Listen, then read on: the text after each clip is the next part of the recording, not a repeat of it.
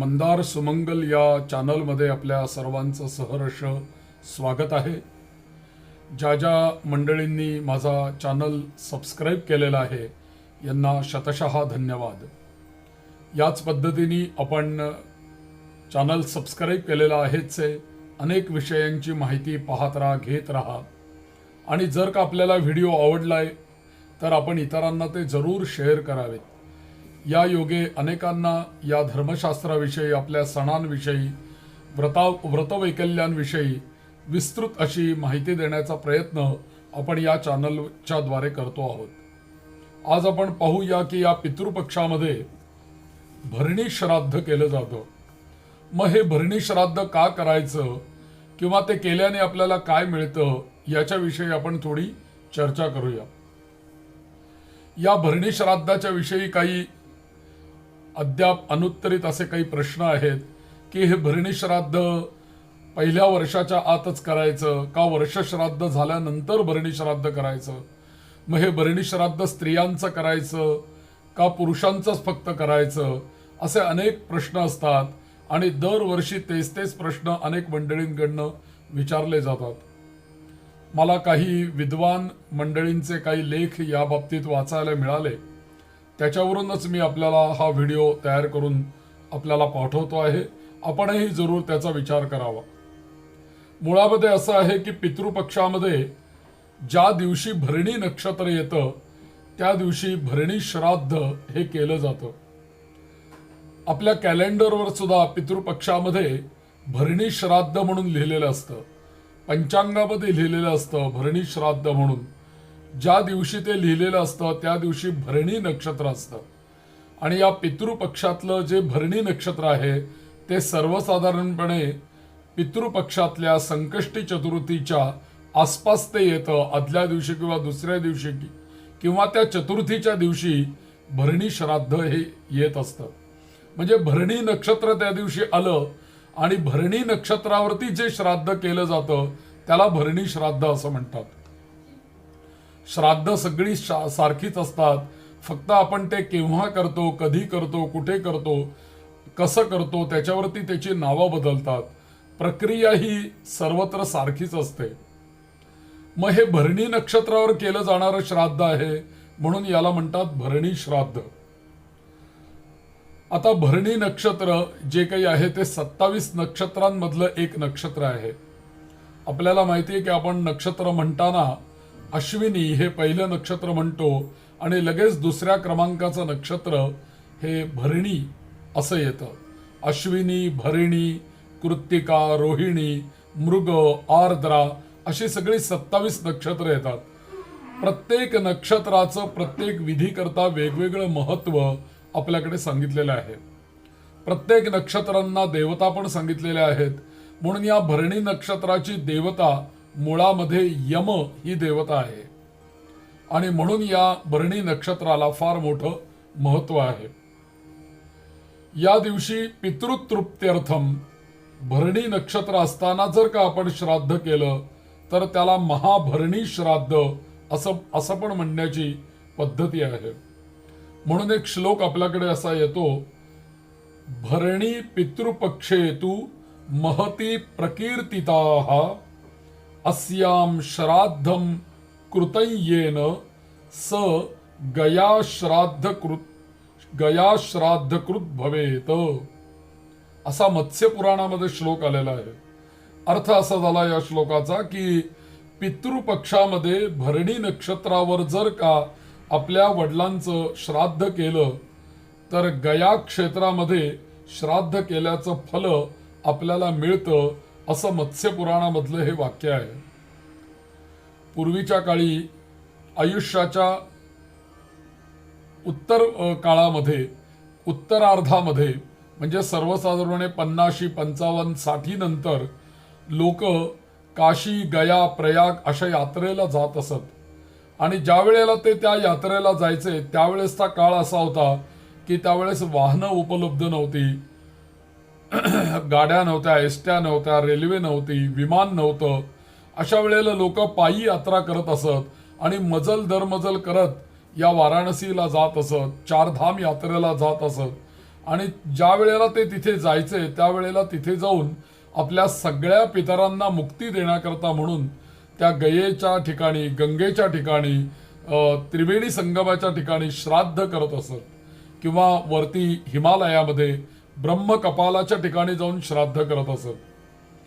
तर याचा कारण एकच आहे की आपल्या मागे ज्या ज्या पितरांची आपल्यावरती कृपा आहे, ज्या ज्या पितरांचे आपल्यावरती ऋण आहेत आणि ज्या ज्या पितरांनी आपल्यावरती उपकार केलेले आहेत, या सगळ्यांना मुक्ती मिळावी आणि माझ्या पुढच्या वंशातल्या मंडळींना कोणत्याही तऱ्हेचा पितृदोष राहू नये याकरता हे उतार वयामध्ये जाऊन यात्रा करून त्या ठिकाणी ते पिंडदान केलं जायचं, श्राद्ध केलं जायचं. परंतु आता असं आहे की ही शास्त्राने बघा कशी सोय करून दिलेली आहे. प्रत्येकाला काही गयेला जाऊन श्राद्ध करणं शक्य नसतं. आजच्या काळातही शक्य नाही, तर मागच्या काळामध्येही तर अजिबातच शक्य नसायचं. तर गयेला जाऊन आपल्या प्रत्येक पुत्राने आपल्या वडिलांकरता श्राद्ध करावं असं शास्त्र सांगितलेलं आहे. म्हणून गयेला जाऊन जो पिंडदान करतो, श्राद्ध करतो, तोच खऱ्या अर्थाने पुत्र मानावा असंही शास्त्राने सांगितलेलं आहे. म्हणजेच आपल्या सगळ्या पितरांचा नरकांमधून उद्धार होण्याकरता या गयेला जाऊन पिंडदान, गयेला जे विष्णुपद आहे त्या विष्णुपदावरती पिंडदान करणं, त्यांनी आपल्या पितरांना मुक्ती करता प्रार्थना करणं, भगवान विष्णूंची आणि त्या पितरांची, असं त्याच्यामध्ये विधी अभिप्रेत असतो. आणि हे श्राद्ध प्रत्येकाने करावं असं शास्त्र जर का आहे, तर मग ज्यांना शक्य नाही झालं त्यांनी काय करावं, तर त्याच्याकरता धर्मशास्त्रानेच आपल्याला ही गोष्ट सांगितली की जर का पितृपक्षामध्ये येणाऱ्या भरणी नक्षत्रावरती जर का आपण आपल्या पितरांचं, वाडवडिलांचं श्राद्ध केलं, तर त्या भरणी नक्षत्रावरती आपल्या घरात केलेल्या श्राद्धानी आपल्या पितरांना मुक्ती तर मिळेल, परंतु गयेला श्राद्ध केल्याचं फल आपल्याला आपल्या घरातच प्राप्त होईल, असं या नक्षत्राचं फल सांगितलेलं आहे. म्हणून अस्याम श्राद्धं कृतयेन स गया श्राद्ध कृत भवेत. या नक्षत्रावरती श्राद्ध जर का आपण केलं तर आपण गयेलाच जाऊन श्राद्ध केलेलं आहे असं निश्चित समजायला हरकत नाही, असा हा श्लोक आपल्याला सांगतो. म्हणून भरणी श्राद्ध हे सर्वांना परिचित आहे आणि भरणी श्राद्ध अनेक लोक सश्रद्धेने करतच असतात. कारण श्राद्ध म्हटलं की श्रद्धाही पाहिजेच. कारण श्रद्धया पितॄन उद्दिश्य दीयते तत्श्राद्धम. जर का श्रद्धेने आपण पितरांना काही दिलं तर त्याला श्राद्ध म्हणता येतं. म्हणून श्रद्धेने अनेक लोक हे श्राद्ध करत असतात. भरणी श्राद्धाविषयी निर्णय सिंधुकारांनी आपल्याला असं सांगितलेलं आहे वाक्य, भरण्याम श्राद्धम अतिप्रशस्तम असं सांगितलेलं आहे. म्हणजे भरणी नक्षत्रावर श्राद्ध करणं हे कसं आहे तर अतिप्रशस्त आहे म्हणून सांगितलेलं आहे. अतिप्रशस्त आहे म्हणजे अति चांगलं आहे, कारण या श्राद्धाने गया श्राद्धाचं फल आपल्याला प्राप्त होतं म्हणून ते प्रशस्त आहे. अतिप्रशस्त असा शब्द ज्या अर्थी याच्यामध्ये आलेला आहे त्या अर्थी याच्यावरनं आपल्याला एक समजून जातं की हे श्राद्ध काम्य श्राद्ध आहे. म्हणजे ही कामना आहे, याच्या मागे काहीतरी कामना ठेवून केलं गेलेलं श्राद्ध आहे. आपल्याला गया श्राद्धाचं फल मिळावं ही कामना त्याच्या मागे ठेवून हे श्राद्ध केलं जातं. त्यामुळे हा अर्थ त्यातला जर का बघितला तर काम्य असा त्याच्यातनं अर्थ निघतो. आणि म्हणून हे श्राद्ध काम्य आहे, हे श्राद्ध नित्य नाही. नित्य श्राद्ध जे असतं ना ते करावंच लागतं, त्याला पर्याय नाही. पण काम्य श्राद्ध जर का तुम्ही श्राद्ध म्हणाल तर काम्य गोष्टी ज्या आहेत, काम्य व्रत आहेत, काम्य यज्ञ आहेत, काम्य श्राद्ध पण आहेत, तर ती कृताकृत असतात. म्हणजे कामना असेल तर ती करायची. पण कोणाला नको ही कामना की माझ्या पितरांचं गयेला श्राद्ध केल्याचं मला फल मिळावं, माझ्या पितरांना गयेला पिंडदान केल्याचं पुण्य मिळावं, अशी कामना कोणाची नसेल. असा कोणीतरी विरळाच असेल. सगळ्यांनाच अशी कामना असते की माझ्या पितरांना मोक्ष मिळावा, माझ्या पितरांचं गयेला श्राद्ध व्हावं, माझ्या पितरांना गयेला पिंडदान केल्याचं पुण्य मला मिळावं, अशी सगळ्यांची इच्छा असते. आणि म्हणून हे जरी काम्य श्राद्ध असलं तरी सुद्धा ते अत्यंत चांगलं श्राद्ध आहे. वेदांनी तर आपल्याला असं सांगितलंय, वायुर्वै क्षेपिष्ठा देवता. म्हणजे पूर्वीच्या काळी ज्या काही अनेक इष्ट्या केल्या जायच्या, पर्जन्य इष्टी आहे वगैरे वगैरे, वेगवेगळ्या कामाला ठेवून केली जाणारी अग्निहोत्रावरती किंवा स्मार्ताग्नी अग्निहोत्री श्रोत्रिय ब्राह्मण हे इष्ट्या म्हणजे इष्टी म्हणजेच यज्ञ करत असत वेगवेगळ्या कामाला ठेवून. त्यापैकी एक वायवेष्टी म्हणून सांगितलेली आहे. ही वायवेष्टी जी आहे ती वायवेष्टी कशा करता करायची, तर द्रव्याची अपेक्षा जर का असेल तर वायवेष्टी करावी असं सांगून ही वायवेष्टी करायला सांगितलेली आहे. कारण का, तर वायू ही शीघ्रगामिनी देवता आहे आणि या इष्टीने त्या यजमानाला शीघ्र द्रव्य प्राप्ती होईल आणि म्हणून ही वायवेष्टी प्रशस्त आहे असा त्याचा अर्थ. म्हणून ही वायवेष्टी करायलाच पाहिजे का, तर असं नाही. जर का द्रव्य आपल्याला पाहिजे असेल तरच ती करावी असं सांगितलेलं आहे. म्हणजे ही सुद्धा इष्टी जी आहे ती काम्य इष्टी आहे, कारण त्याच्या मागे कामना आली. मग एखाद्याला द्रव्याची अपेक्षा नसेल तर काय करावं, त्याने करायचीच नाही मग ती. पण एखाद्याला असं वाटत असेल की मला अधिक द्रव्य प्राप्ती व्हावी तर वायवेष्टी केली पाहिजे. म्हणून द्रव्यापेक्षा करणे असेल तर अशी शास्त्रामध्ये प्रशस्त लक्षणं आहे. म्हणजे इथे काय म्हटलेलं आहे की भरण्याम श्राद्धम अतिप्रशस्तम, म्हणजे भरणी नक्षत्रावरती जर का श्राद्ध केलं तर ते अतिप्रशस्त आहे. म्हणजे त्याच्या मागे ही कामना आपली पूर्ण होऊ शकते हा त्याचा अर्थ आहे. म्हणून या सगळ्याचा विचार करता मी एक इष्टीचं मुद्दामून उदाहरण दिलं तुम्हाला की जसं काम्य इष्टी म्हणजे द्रव्याची इच्छा ठेवून केलेला यज्ञ म्हणजे वायवेष्टी असा त्याचा अर्थ आहे. म्हणजे तो करायलाच पाहिजे असं त्याचं हे राहत नाही, कंपल्शन राहत नाही. तर आपण ऐच्छिक पद्धतीने जर का आपली तशी कामना असेल तर ते आपण करू शकतो. मग हे जे भरणी श्राद्ध आहे या भरणी श्राद्धाला गया फल प्राप्ती रूप म्हणजेच काय, तर काम्य फल हे सांगितलेलं आहे. गयेला केलेल्या श्राद्धाचं फल मला मिळेल हेच काम त्याच्यामध्ये सांगितलेलं आहे. म्हणून हे काम्य श्राद्ध आहे. म्हणून हे श्राद्ध मुळामध्ये काम्य असून समजा जर का केलं तर प्रशस्त आहे. पण समजा जर का प्राशस्त्यात लक्षणा जर का आपण दाखवायला भरणी श्राद्धम अतिप्रशस्तम असं जे सांगितलेलं आहे, जर का कामना असेल आणि ती कामना आपली पूर्ण व्हावी असं वाटत असेल तर मग ते करणं अतिप्रशस्त आहे असं म्हटलेलं आहे. म्हणून अपरपक्षात भरणी श्राद्ध केलं तर गया श्राद्ध फल मिळतं आणि ते श्राद्ध अपिंडक षडदैवत करणं. काही लोक वडील गेल्यानंतर प्रथम वर्षातच भरणी श्राद्ध करतात, दुसऱ्या वर्षामध्ये ते करत नाहीत. याला उत्तर काय आहे, तर याला असं सांगणं आहे की एकूणात या सगळ्या गोष्टींबद्दल मूल वचन काही सापडत नाहीत.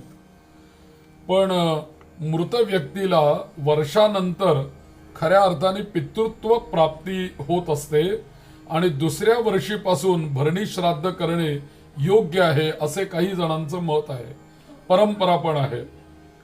म्हणून करायचं असेल तर मृताचे एकच पारण उद्दिष्ट करून सदैव करणं असं सांगितलेलं आहे. मग काही लोक धर्मसिंधू मधलं जे वाक्य आहे तत्र मूलम मृग्यम या विषयात मूल सापडत नाही हे वचन मनात ठेवून एक म्हणतात, भरण्याम प्रथमाब्दे तू क्रियांग श्राद्धमाचरेत पार्वण पुत्रिण प्रोक्त एकोद्दिष्टम अपुत्रिणः भरण्याम अकृतयस्य श्राद्धंचा परपक्षिकम प्रेतत्वान्नैव मुक्ती स्यात् दत्तैहि श्राद्ध शतैरपि. हे दोन वचनं आहेत. श्राद्ध कल्पलता कृत्य संग्रहामधली ही दोन वचनं आहेत आणि ही वचनं आपल्याला असं सांगतात की व्यक्ती मरण पावल्यानंतर प्रथम वर्षामध्ये प्रेतक्रियांग भरणी श्राद्ध हे केलंच पाहिजे असं या श्लोकांच्या द्वारा आपल्याला समजून येतं.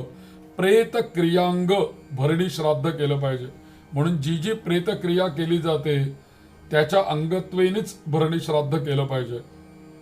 समजा वडिलांचं श्राद्ध असेल तर पारवणी विधी, आणि अपुत्र पितृभिन्नादी असेल, समजा एखाद्याला मुलगा नसेल तर एकोद्दिष्टाने ते श्राद्ध करणं, पितृपक्षात भरणी श्राद्ध करणं हे महत्वाचं आहे.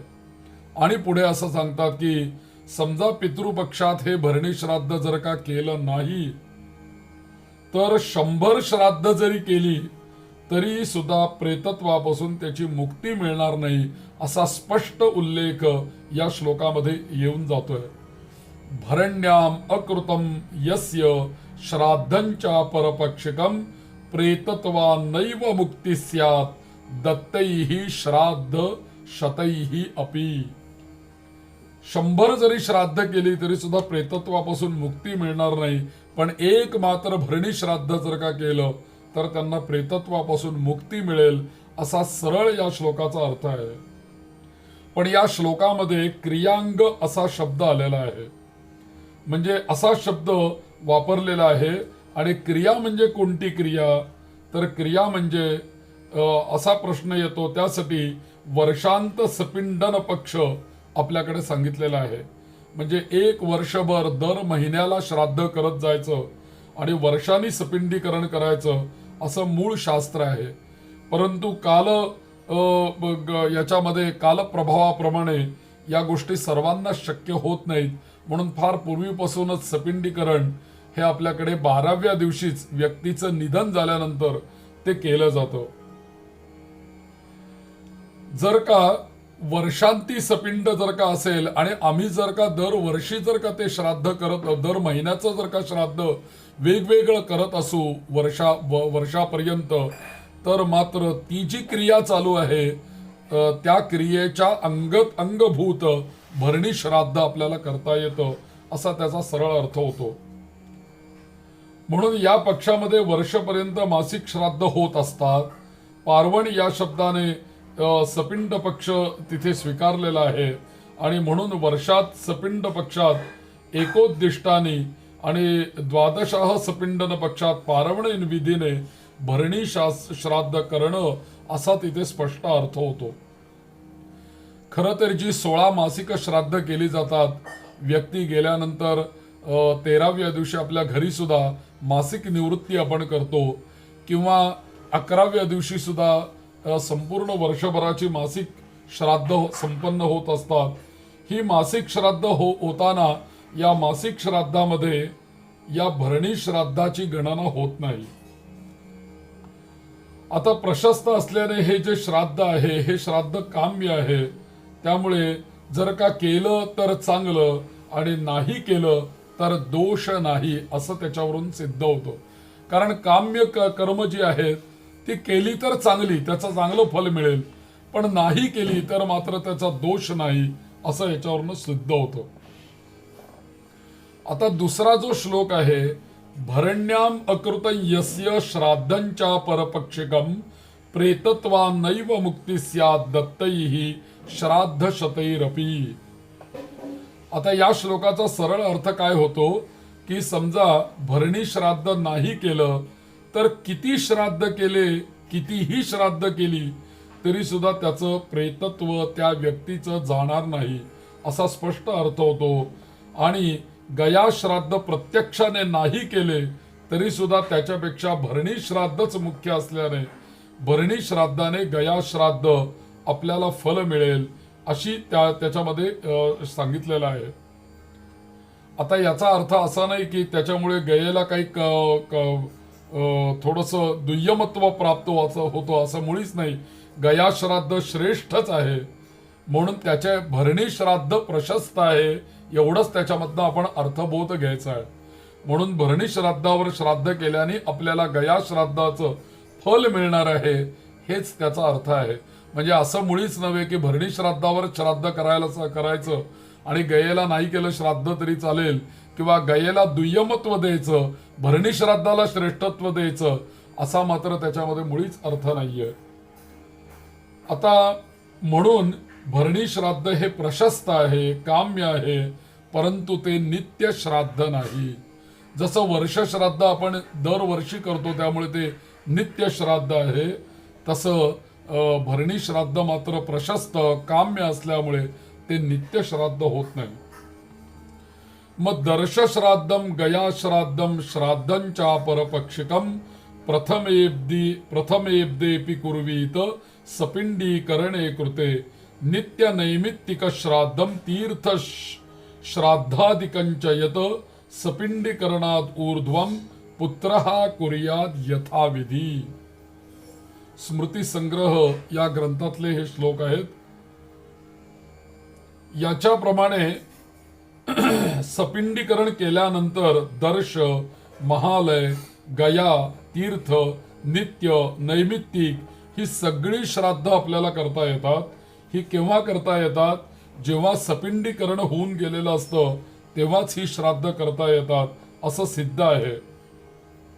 पण याच्या अलीकडच्या श्लोकामध्ये जो मगाशी सांगितला श्राद्ध शतैरपी, कारण 100 श्राद्ध जरी केली तरी सुद्धा त्याला प्रेतत्व मुक्ती होणार नाही, म्हणून प्रेतत्वापासून मुक्ती देणारं हे श्राद्ध आहे.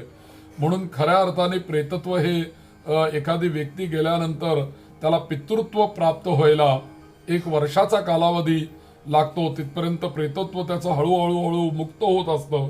तर त्याच काळामध्ये हे भरणी श्राद्ध जर का म्हणजे प्रथम वर्षाच्या आतच जर का केलं तर ते जास्ती प्रशस्त आहे.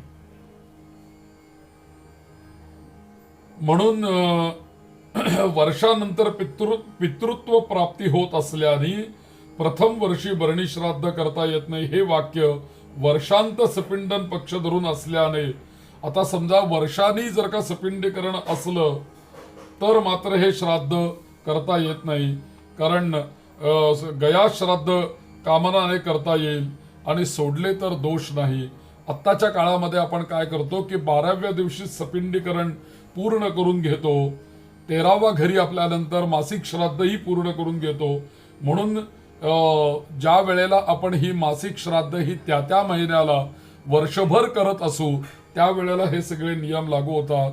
पण आत्ताच्या काळामध्ये आपण सपिंडीकरण आपलं होऊन गेलेलं असतं 12व्या दिवशी, मासिक श्राद्ध ही 13व्या दिवशी आपली सगळी पारवणं घेऊन संपन्न झालेली असतात. म्हणून प्रथम वर्षीच भरणी श्राद्ध केलं तरी काही त्याला प्रत्यवाय नाही, कारण ते खऱ्या अर्थाने प्रेतत्व मुक्ती देणारं श्राद्ध आहे. म्हणून हे श्राद्ध जे आहे ते काम्य श्राद्ध आहे. त्याच्यानंतर म्हणून काम्य श्राद्ध असल्यामुळे हे श्राद्ध करता येईल आणि ते केल्याने आपल्याला चांगलं फलही मिळेल.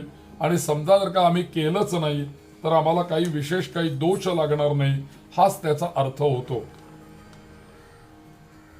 या श्राद्धाविषयी जे काही ओहापोह जे काही मला वाचायला मिळालं, विद्वान ब्रह्मवृंदांचे लेख काही वाचायला मला मिळाले, त्याच्यावरून मी आपल्याला हा व्हिडिओ तयार करून मुद्दामून पाठवतो आहे.